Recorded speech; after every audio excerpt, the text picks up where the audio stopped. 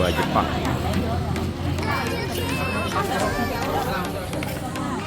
Antri na ya?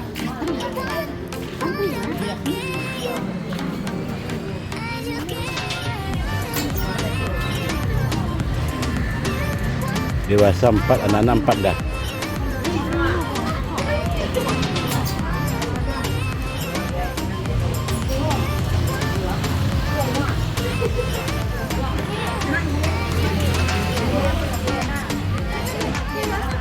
Ya, anak-anak 4.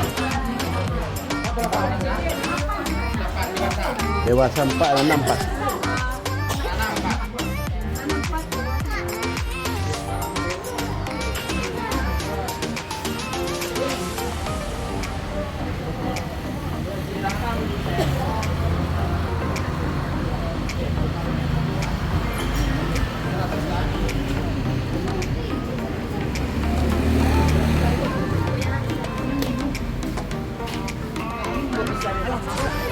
Tiket di mana? Enggak, semuanya bawa.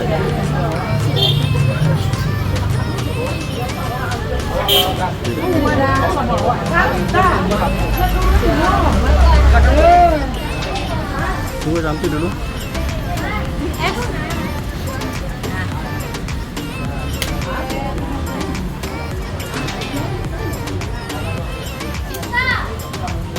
Adil, ayo.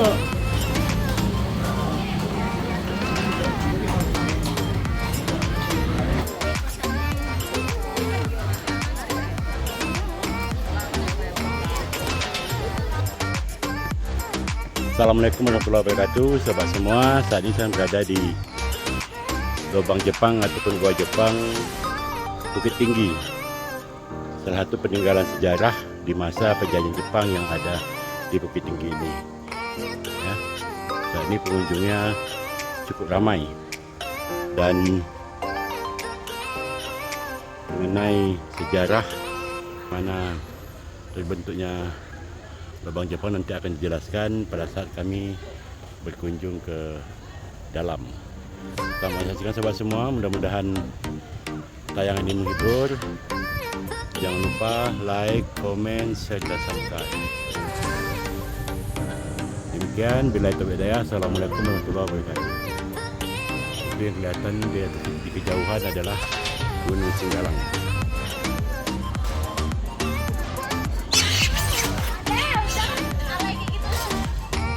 Ini nakal-nakal.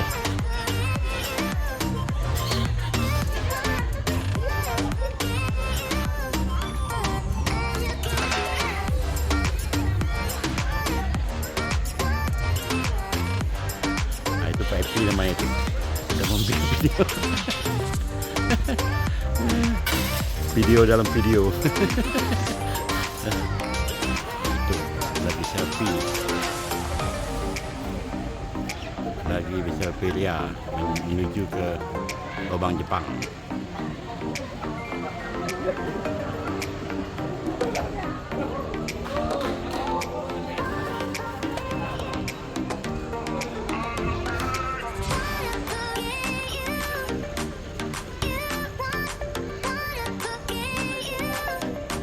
Itu Singgalang dah.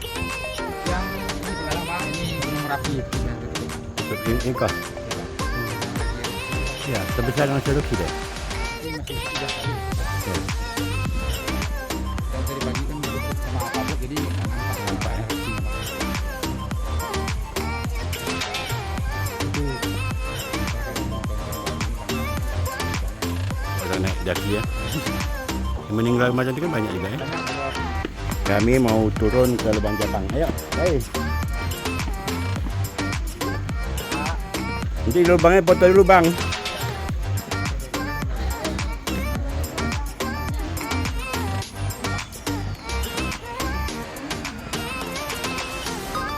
Ini jalan menuju ke Lubang Jepang.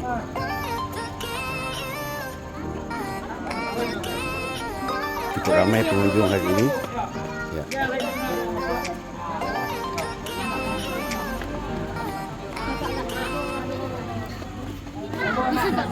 Foto dulu, foto. Ini.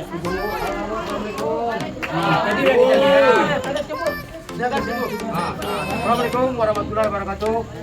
Selamat datang di objek wisata Taman Panorama dan Lubang Jepang. Adapun posisi ibu sekarang berada di depan mulut Goa Lubang Jepang. Posisinya sekarang sini.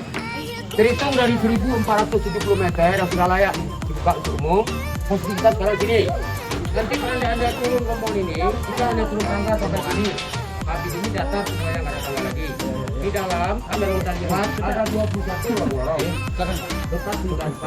Yang tanya ada 6 yang di situ pakai ruang kelihatan. Ayo, mana? 2 berapa? Ya. Oke, turun ya. Ya. Kita awali dengan bismillah. Bismillahirrahmanirrahim. Kita pelan-pelan aja. Jadi lubang Jepang ini pertama sekali ditemukan oleh masyarakat Gili 1 tahun setelah Indonesia merdeka. 1946, lubang Jepang ini ditemukan secara tidak disengaja oleh masyarakat yang ada di sini. Dan selama menjajah Jepang 3,5 tahun, lubang ini tidak ada masyarakat di sini yang mengetahui satupun. Karena setiap sisi lubang itu masuk dia kecil, tidak seperti di dalam besar. Karena lubang yang Jepang berbentuk seperti botol, supaya masyarakat tidak mengetahui. Nah, tadinya dari awal kita turun sampai ke lampu yang sebelah kanan, ini ditemukan hanya sebesar lingkaran ban mobil kecil. Dia gunakan dulunya oleh tentara Jepang sebagai pengintai musuh pusat pertahanan. Dan dari ini ke bawah aslinya besar ya, kecuali semen yang dilapisi oleh pemerintah di tahun 2004. Semen ini diperuntukkan supaya bagian tingginya ini tidak untuk oleh tangannya banyak pengunjung yang datang, sama tanahnya lubang Jepang sedikit tidak rontok kalau kita raba. Oke, makanya dilapisi oleh pemerintah sama semen ini. Penggalian lubang Jepang ini hanya menghabiskan waktu 2 tahun 8 bulan, yang mana mereka mulai dari 1942, terhenti penggalian ini di pertengahan tahun 1945 karena Jepang kalah atau negaranya Hiroshima dan Nagasaki dibom oleh sekutu, dan mereka tinggalkan lubang Jepang ini dalam keadaan belum siap. Wacana dari pertama terowongan Jepang ini akan mereka jadikan sebagai benteng pertahanan oleh Jepang, atau Jepang ini menguasai perang dunia kedua Asia Timur Raya. Dan lubang yang Jepang yang dibuka oleh pemerintah dengan total panjang keseluruhan ada 1.470 meter, itu hanya sebagian yang dibuka oleh pemerintah. Karena yang lainnya itu ada dekat Jam Gadang sama Benteng Kodeko, dan itu belum terhubung sama di sini. Kurang lebih 70% kota Bukit Tinggi ini rata-rata di bawahnya terowongan semua. Tapi yang lainnya itu tidak dijadikan sebagai objek wisata karena tidak ada oksigen. Jumlah tangga ini berapa nih Bang? Jumlah tangganya ini ada 132 dengan jarak tempuh sampai tempat rata itu ada 64 meter. 60 meter. Jadi waktu ditemukan dia ada tangga-tangga kayak ini nggak belum? Belum lagi Pak. Tangganya hanya sekedar dari tanah aja. Mereka pun dibantu alat naik pakai tali, Pak. Karena cuma 1 atau 2 orang yang naik di sini. Iya. Jadi istilahnya pun kita sekarang masuknya melalui dari ekor. Ya, karena ini pintu terakhir yang mereka gali atau mereka kolek. Ini pangkal ini ya? Ya, Di pangkalnya kita ingat ya dia? ya. Pintu utama yang tembusnya Jalan Sinarisiano.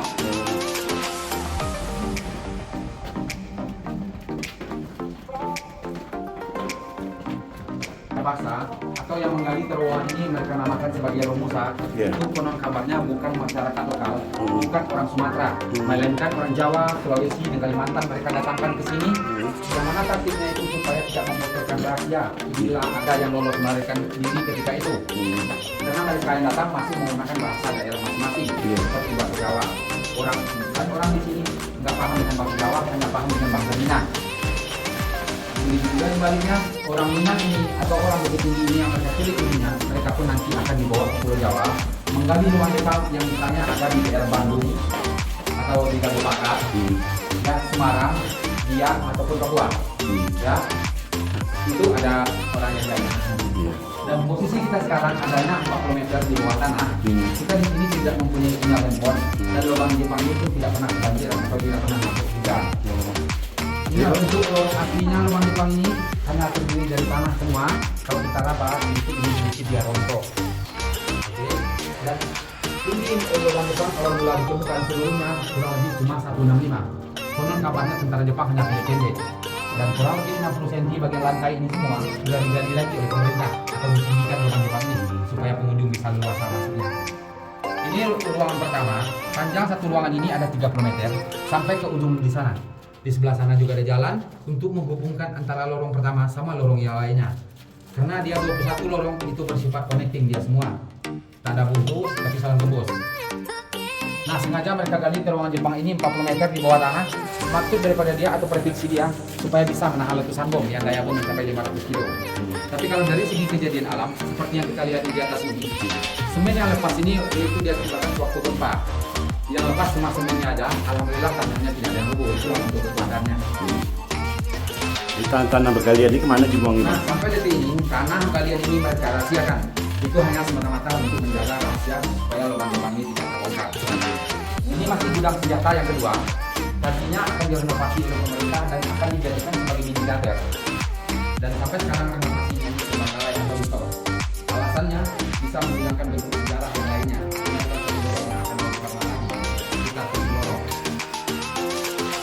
Kalau yang sebelah kiri contohnya langsung ke jurang Aresiano. Asal mulanya mereka jadikan sebagai ventilasi udara. Ini ya. Ya, dalam keadaan waktu darurat, lorong ini pun mereka jadikan atau pintu pelarian oleh tentara Jepang. Di pertengahan tahun 1945, Jepang kalah. Mereka tinggalkan lubang Jepang ini dalam keadaan belum siap. Tapi sebelum mereka keluar dari sini, atau sebelum mereka bunuh diri dari sini, mereka bunuh semua pekerja paksa yang ada dalam lubang Jepang ini, supaya tidak membocorkan rahasia karena lubang Jepang ini belum siap atau belum sempat dia gunakan sebagai kurang lebih jurang dari sini ada 70 meter. Bila ada yang akan melarikan diri, mereka menggunakan tanah atas pohon. Karena jurang yang ada di ujung sana tidak begitu jurang, masih sedikit landai.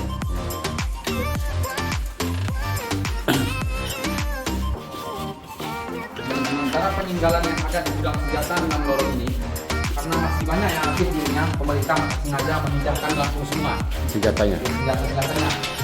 Yang diperlihatkan oleh pemerintah hanya sebagian yang ditaruhnya di museum perjuangan yang ada di Kota Bidi ini, yaitu museum di Eka Dharma di depan Loket Taman Panama tadi.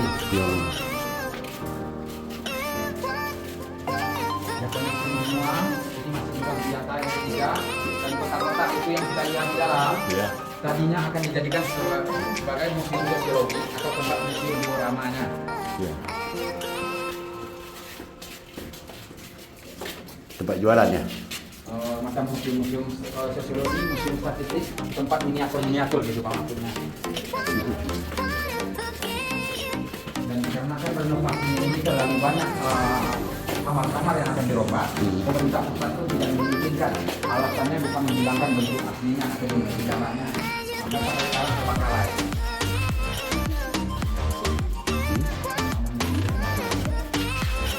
Sudah museum ini berapa? Apa museum ini ngapain Pak Bobi? Ruang amunisi ada 6 lorong. 6 lorong ya. Sekarang kita beradanya di pertengahan atau di sentral tengah-tengah lubang Jepang. Yang kita lewati tadi baru 6 lorong.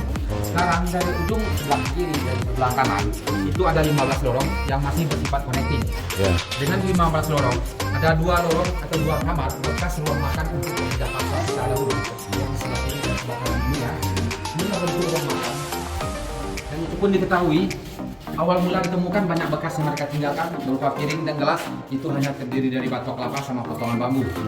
Dan menurut cerita mereka pun juga dikasih makan oleh tentara Jepang pengusaha kita ini, tapi hasil rampasan dari penduduk sekitar sini apa yang mereka dapatkan bisa berupa ubi ataupun jagung mereka bagi hanya mentah-mentah karena dalam lubang Jepang dapur bukan untuk penyiksaan.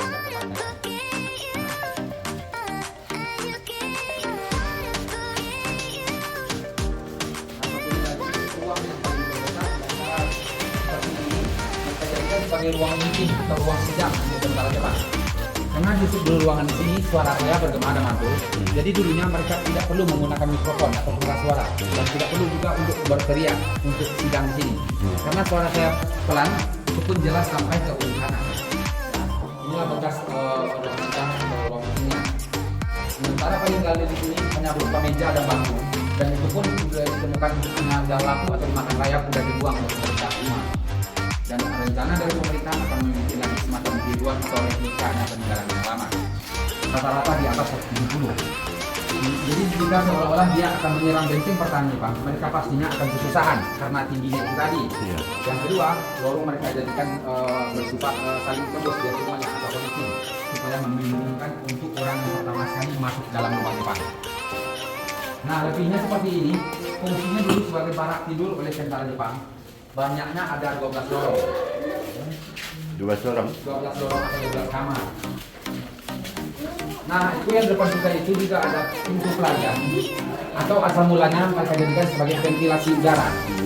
Tembusnya juga ke kurang lebih 70 meter atau 65 meter sampai bawah sana. Di bawah ada pemetasan.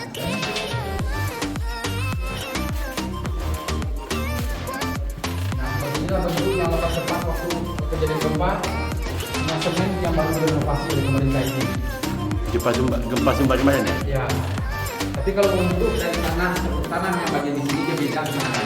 Di sini banyak sedikit agak berkilau-kilau atau tanah di sini mengandung silika kristal. Makanya banyak sekali bilang mata atau kilau-kilauannya. Tapi bukan emas ya Pak ya? Iya.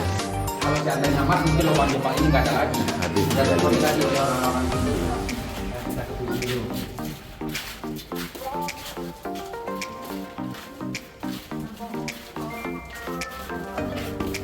Gali lubang Jepang. Nah, kalau untuk penggalian lubang Jepang ini rumusannya itu diperkirakan ribuan orang banyaknya, tidak terhitung berapa jumlahnya.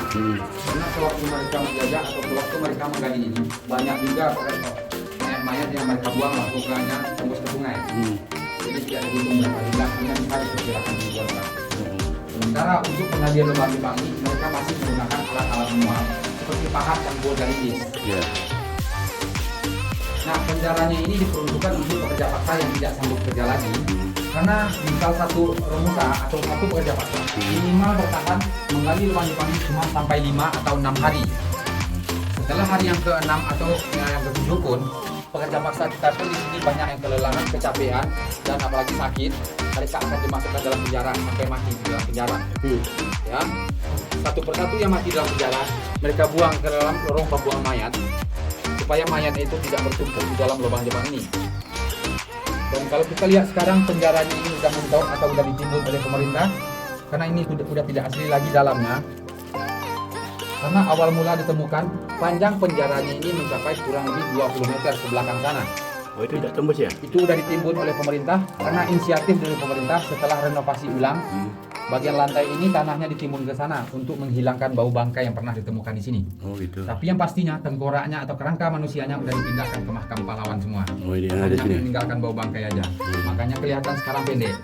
Bekas dari tanah timbunan atau hasil galian tanah yang harus direnovasi oleh pemerintah. Ya. Jeruji ini tidak asli, ini sudah diganti semenjak 1985. Dulunya jerujinya ini hanya berasal dari rotan, ya, karena udah lapis. Termasuk mejanya ini pun sudah direnovasi oleh pemerintah di tahun 1985. Ini sudah diganti sama semen pertama kali direnovasi, karena dulunya hanya ditemukan dari bambu atau dari rotan. Itu pun sudah lapuk atau dimakan raya, pemerintah membuang semuanya dan diganti sama semen seperti ini. Untuk apa nih? Masak. Nah, dapur ini itunya hanya sebagai tipuan dulunya, karena dapur bukan mereka jadikan untuk masak. Atau dapur ini nama lainnya dapur eksekusi, tempat penyiksaan dan pembantaian para pekerja paksa yang melawan sama tentara Jepang. Mati di sini. Habis mereka mati, mereka akan buang ke lorong sebelumnya ke sungai Karesian yang ada di bawah sini. Jadi lubang ini untuk menjaga keselamatan supaya tidak ada anak-anak yang kepleset jatuh ke dalam sana. Maka diperkecil oleh pemerintah. Awal mula ditemukan 2 kali lebih besar daripada ini. Lubang ini. Lubang ini.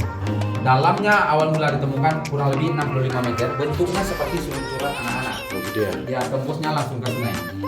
Oh, ini. Sementara lubang yang di atas mereka jadikan sebagai lubang pintu pengintaian.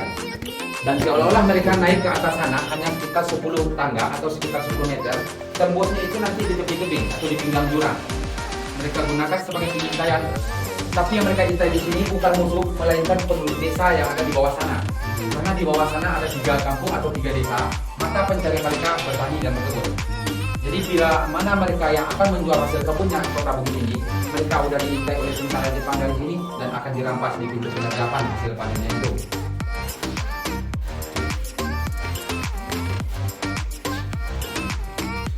Mereka tidak bisa berbicara sama orang di sini.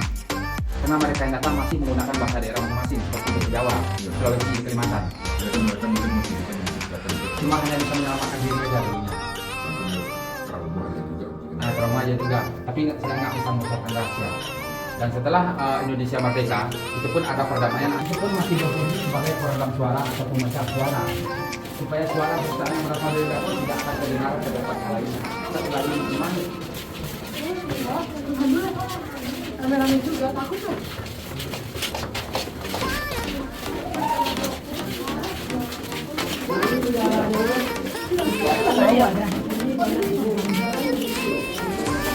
Kita nampak semua ada gelombang-gelombang yang ada di sebelah kiri dan sebelah kanan. Ya.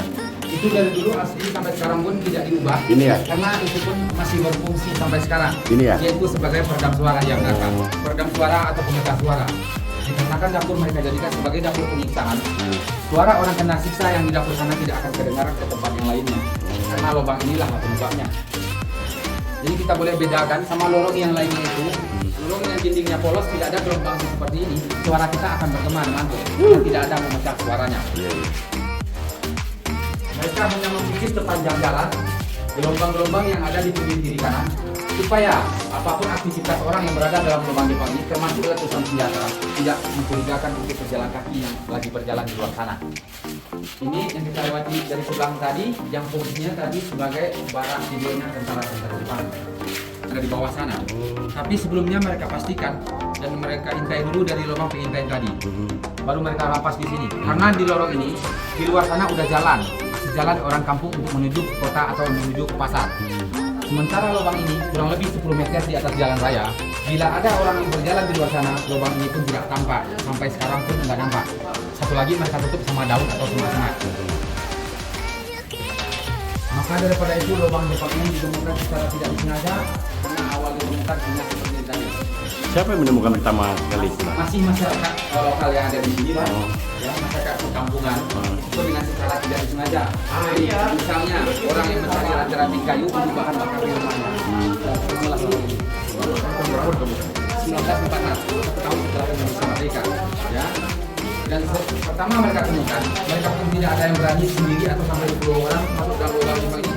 Karena sepanjang lubang Jepang ini dipenuhi dengan kerangka manusia. Dan setelah dibunuh oleh tentara Jepang 1 tahun mereka tinggalkan. Kita boleh ke atas lagi atau ke bawah? Ke atas ya? Oke.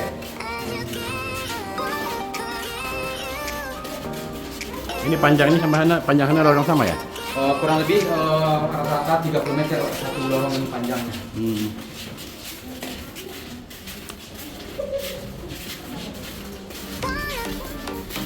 Jadi sejak dia buka sebagai objek wisata, ada nak orang Jepang datang sini? Ada apa? Ada ya?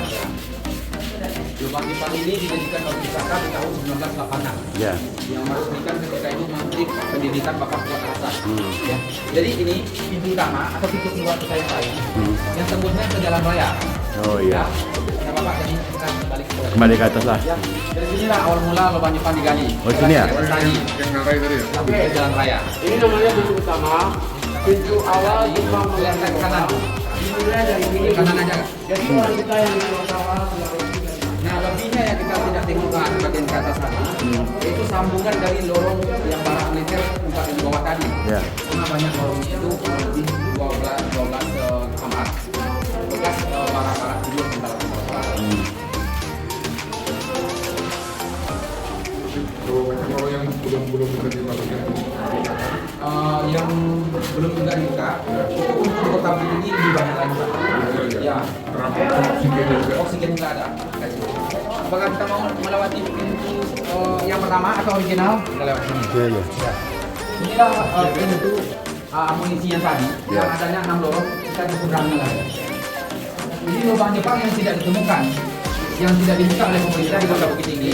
Contohnya percepatan di belakangnya di dekat Jembatan, Benteng Perdeko, di bawah rumah warga yang ada di Kota Bukit Tinggi. Itu dikarenakan Jepang kalah, jadi mereka pun tidak sempat menghubungkan antara lorong satu sama lorong yang lainnya. Dan pemerintah sengaja menutup supaya tidak ada orang yang coba ingin masuk karena membahayakan, karena di dalam sana tidak ada oksigen. Inilah yang bisa dibuka oleh pemerintah sebagai bukti penjajah Jepang dengan total kepanjang seluruhnya 1.470 meter. Berarti yang ada ke jam gadang ada juga ya lorongnya? Ada. Nah.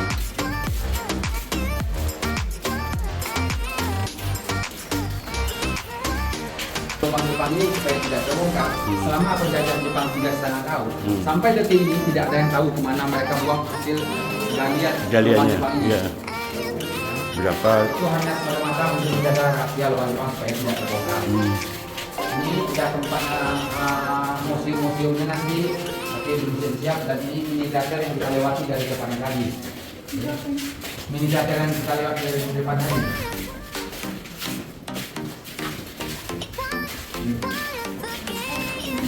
Nah, kita lewat ini. Ini sedikit. Nah, inilah momen akhirnya Lubang Jepang pertama kali ditemukan di Indonesia. Nah, inilah momen pertama kali waktu pertama ditemukan Lubang Jepang, hanya ditemukan tingginya kurang lebih cuma 165. Ini masih asli ya? Ini masih asli ya. Ketinggiannya ya? Ya ketinggiannya Pak.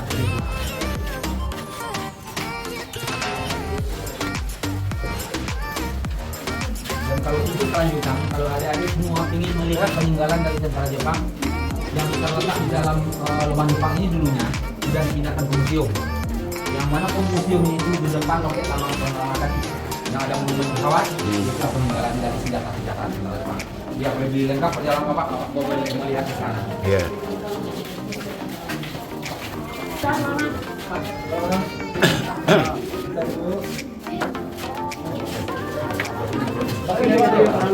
Tadi enggak? Turun. Cepat 7 orang beda ya Pak. Ya silakan Bapak. Silakan. Pak, itu kecil 2000 sih Pak, Pak. Pak kecil 2000 tak kira dengan dia Pak. Ya, Pak ada. Pak ada apa? Kecil 2000 sih. Pak mana? Pak. Pak ini siapa? Ya Bang ini 2000 bagus sih. 10 lah. Ya 2000 bagus. Tadi ya.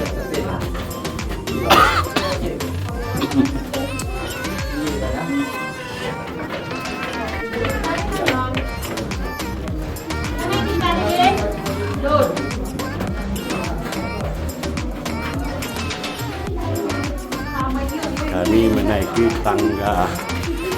Aduh, tinggi, luar biasa.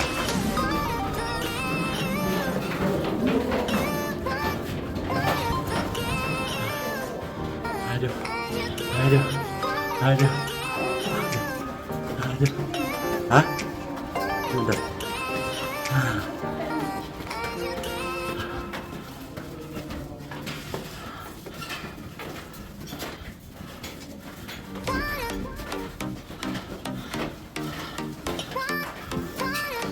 Aduh.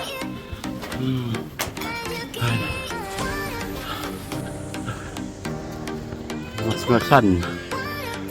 Aduh.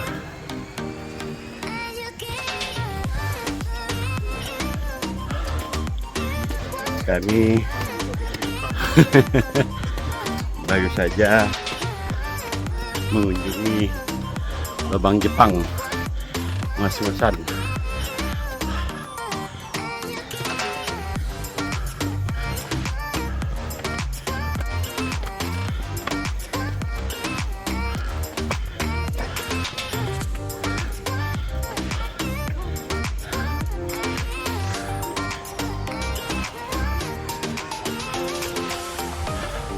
Sini, sini.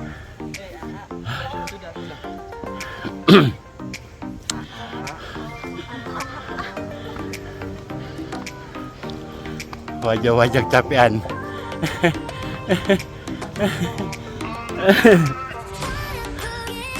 Baik, semua demikian tayangan kami mengunjungi Lubang Jepang. Ada gua Jepang yang ada di Bukit Tinggi. Berikut dengan sejarah story yang diterangkan oleh guide-nya tadi. Kemudian tayang menghibur. Jangan lupa like, comment, share dan subscribe. Bila itu ya. Assalamualaikum warahmatullahi wabarakatuh. Dadah.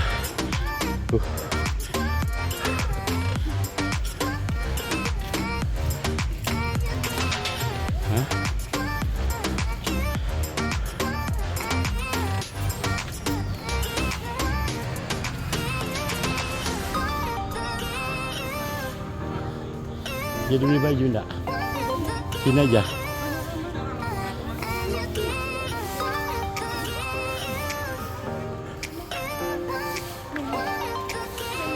Iya, udah.